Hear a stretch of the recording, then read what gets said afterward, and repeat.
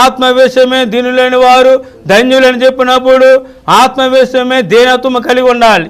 ఆత్మవిషయమే దేనత్వం కలిగి ఉండాలంటే కనుక ఏంటని చూసలేదు ప్రేమ నేర్చుకు చెప్పాడు కదా, నా యొద్దకు వచ్చి మీరు నేర్చుకోండి. అప్పుడు ఆయన చెప్తున్నాడు కదా, ఏం చెప్తున్నాడు కనుక, ఎవడు దీనుడయి నలిగిన హృదయం గలవాడే నా మాట విని వణుకుచుండునో వానినే నేను దృష్టించుతున్నాను.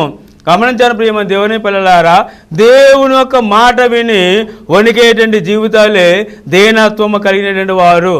కాబట్టి దేవుని యొక్క మాట వినడం వలన ఆశీర్వాదం ఉంటుంది, దేవుని యొక్క మాట వినడం వలన స్వస్థత వస్తుంది, దేవుని యొక్క మాట వినడం వలన అనేకమైన మేలు వస్తూనే ఉన్నాయి, దేవుని యొక్క మాట వినడం వలన గమనించలేదు నిత్యజీవము కలుగుతూనే ఉన్నది.